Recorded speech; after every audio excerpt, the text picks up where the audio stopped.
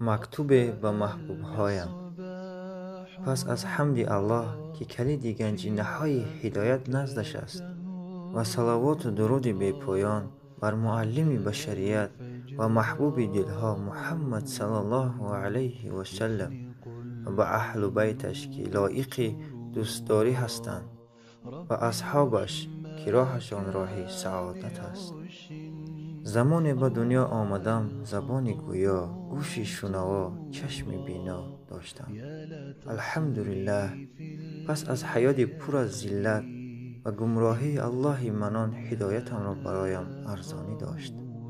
دوست داشتم تمام نفسم را و هوش و گوشم را خدمت در دین الله کنم، اما از کجا شروع کنم؟ به کی رسانم توحید الله را که از همه زیاد برایم در زندگیم مهم باشد؟ زیاد اندیشیدم. در جوابم این را پیدا کردم که پدر جانم و مادر جان محبوبم هستند که در این عمر کوتاهشان برایم زیاد و زیاد زحمت کشیدند، اما سبب نفس پر از دردم این است که آن کسان برایم ارزش زیاد دارند اسیرند و غلامند و در گروند، نه اسیری که در زندان و نه غلامی که خدمتگار باشد. بدتر از این هست که دین و ایمانشان هر لحظه در خطر است. این توحیدهای دنیا در هر ثانیهشان تیر مکر به سویشان میفرستند. زیاد کوشش کردم، چی به واسطه تلفنی و چی به مکتوب و سلام و چی به اشاره و کنایه، اما این اسیرهای محبوبم را نتوانستم از این دام این شیاطین آزاد کنم. من باز هم کسی هستم که زبان گویا دارم، اما گپم را کسی نمی شنود. چشم بینا دارم، نمی توانم برای یافتم محبوب هایم را ببرم. گوش شنوا دارم، آه و زاری محبوبانم را نمی شنوم. روز در عالم خیال چشم گریان و قلب پر از درد ورق به دست گرفتم. قلم در رنگدان پر از غم تر کردم، ورقم را پر از آرزو کردم و در جویبار روان کردم. با خود اندیشیدم شاید از این سرزمین های هجرت آن سخنان به مادرم باید می گفتم، شاید روز به مادر برسد. چه عجب آرزویی که ثبت توحید را به مادرم تحفه کنم و روز قیامت به اذن الله شفاعتش کنم. مادر جانم الکی پیر شده است، آن هم مثل هر وقته در انتظار فرزند مجاهدش در لب جویبار نزد خانه‌مان زیر سایه منتظر می‌شیند. ورقی پر از امید فرزندش در آب چرخیده چرخیده می آید. مادر جان پیرم با آن دست‌هایی که اثار پیری نمایان بود ورقی را گرفته گفت شاید این ورقی کسی باشد که برای مادرش مکتوب کرده باشد. اما آه چه عجب خیاله. خواند و در رخساره پیرش شکیده چشمکانش پر از اشک و الله را حمد می گفت و با تقدیر الله راضیم گویان اشک شادی می ریزاند. بوی می کشید، می بوسید و تبسم پر از مهر فرزند می کرد و سر به سجده شکر نهاده و گفت ای رب، درست است تو کسی هستی که امانتم را ضایع نمی کنی و تو او را از من قبول کن و از این امانت من کار گیر در راه خودت و ما را روز قیامت در جنت ها جا بده. ای رب، ما از تو هستیم و به سوی تو می رویم. چه نعمتی برایم نصیب کرده ای که توانستم فرزندم را در راه خودت تربیت کنم. ای رب، مجاهد من که شب تا روز آرزویش جام شهادت است، پس از خدمت زیاد در راه خودت جام شهادت را برایش ارزانی دار. پس سرش را برداشته رخسارش را که پر از برگ و خسهای لب جویبارمان بود نمایان شد. ای کاش بارش هایم رخسارش را پاک می کردم و ای مادری مجاهد دستکان پیرت را می بوسیدم. مکتوبم را گرفته به پیش پدر جانم دوان دوان رفت و از شادی در کورتش نمی گنجید.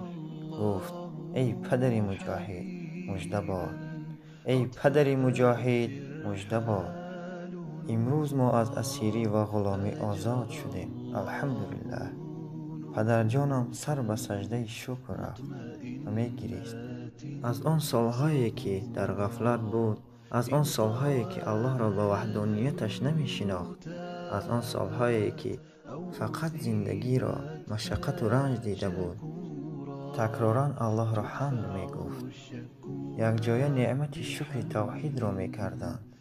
پس از درک این نعمت و وظیفه مسلمانی و خویش و تبارها، همسایه و نزدیکان دعوت و خدمت را شروع کردند و می گفتند: ای مردم، از الله بترسید. مرگ آمدنی است و قیامت آمدنی است. پس فراموش مکنید روز پیش الله می رویم. از این روزها پرسیده می شویم: ای مردم، عزت در توحید است، عزت در جهاد است.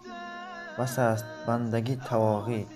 الله را عبادت کنید، زیرا اوست ذات یکتاست که ذاتش عبادت می شود و شریعتش تطبیق می شود.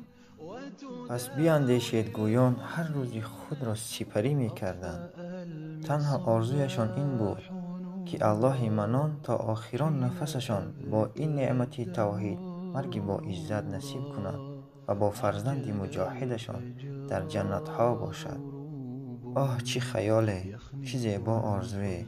از این سرزمین هجرت، از زبان مجاهد، قلب پر از آرزوی این موحد. ای مادر جان و پدر جانم، کاش می توانستم در عالم خیال نه بلکه در بیداریم در کنارتان می نشستم. الله را بر شما می شناساندم که تنها او را عبادت کنید و از کسی هراس نداشته باشید.